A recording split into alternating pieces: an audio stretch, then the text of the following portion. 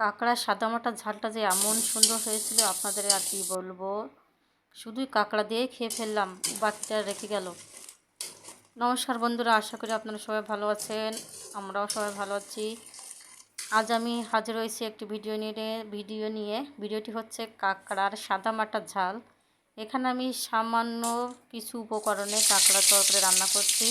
প্রথমে আমি কাঁকড়াগুলো কেটে ধুয়ে বেছে নিয়েছিলাম এবং এখানে তৈরি করে নিয়েছি আর অল্প কিছু পেঁয়াজ, একটু রসুন, 2টা টমেটো, কাঁচামরিচ, একটু ধনিয়া পাতা, ব্যাস এভাবে এইগুলো দিয়ে আমি রান্না করব। প্রথমে আমি তেলটা গরম করে নিয়েছি, তারপরে এই যে কাঁকড়াটা ভাজি করে নিচ্ছি। কাঁকড়ায় আমি এখানে লবণ হলুদ দিয়েছি। কাঁকড়াটা ভাজি করলে কিন্তু কাঁকড়ার যে গন্ধটা আলাদা একটা, যে কাঁচা কাঁচা গন্ধ, সেটা থাকে না এবং ভাজি করলে খেতেও অনেক ভালো লাগে। আপনি যদি লবণ হলুদ দিয়ে ভাজি করেন তাহলে এগুলো কিন্তু কাঁকড়ার ভিতর ভালোভাবেই চলে যায় এবং খেতেও অনেকটা মজা হয়। এমনি লবণ যদি দিয়ে আপনি না কষান তাহলে কিন্তু কাঁকড়ার যে মিষ্টিটা, সেই মিষ্টিটা কিন্তু কম লাগে। আপনি যদি একটু লবণ হলুদ একটু ভাজি করে রেখে তারপর রান্না করেন তাহলে কিন্তু অনেক মজা হয়। তো বন্ধুরা, আমি এখানে কাঁকড়াগুলো ভাজি করে নিয়েছি, যে ভাজি করে উঠিয়ে নিয়ে এলাম। তারপরে আমি সেই তেলে আরেকটু তেল অ্যাড করেছিলাম, তারপরে দিলাম পেঁয়াজ কুচি এবং রসুন থেতলো করা। এখানে আমি বাটিনি কিছুই, এমনি করে করছি। তারপরে দিচ্ছি হলুদ, এরপরে দিব আমি লবণ, এগুলো দিয়ে এগুলোকে আমি একটু ভালো করে ভাজি করে নিচ্ছি। পেঁয়াজ রসুন একটু সেদ্ধ হয়ে আসলে বা নরম হলে আমি দেবো এই যে কাঁচামরিচ দিলাম।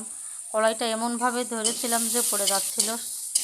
তো এখানে আমি আবারও রসুন পেঁয়াজ এগুলো একটু ভাজি করে নিচ্ছি, একটু নরম করে নিচ্ছি। এখানে টমেটো অ্যাড করে দিয়েছি।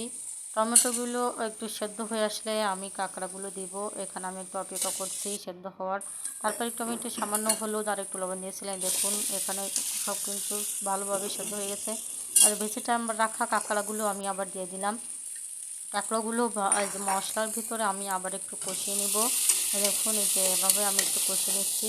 কষে নিলে হবে কি, মশলাগুলো কিন্তু এর সঙ্গে ভালোভাবে অ্যাড হয়ে যাবে।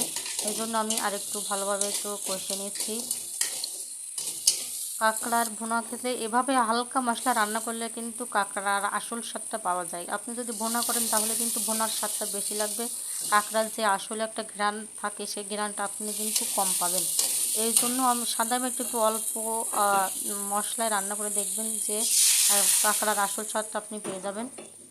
এক এক রান্নায় এক এক রকম মজা হয়। তো এখানে আমি সেই কাঁকড়া রাখার পাত্রে গামলাটা একটু জল দিয়ে দিলাম। তারপরে যে দেখুন এই যে গুড়গুড়ি হচ্ছে। এখানে যেহেতু আমি শুকনো মরিচ ব্যবহার করিনি, তার জন্য কালারটা এরকম, যেরকম কাঁচামরিচ রান্না করলে যেরকম হয় সেরকমই আছে।